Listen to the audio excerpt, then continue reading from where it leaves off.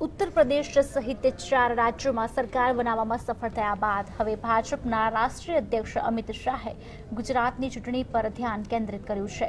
તેઓ mission 150ને sir કરવા માટે 2 દિવસની ગુજરાત મુલાકાતે આવી રહ્યા છે। તેમની ઉપસ્થિતિમાં 29 તારીખે અમદાવાદના રિવરફ્રન્ટ ખાતે પેજ પ્રમુખોનું સંમેલન યોજાશે, જેમાં તેઓ કાર્યકરોને વિધાનસભા ચૂંટણી અંગે માર્ગદર્શન આપશે।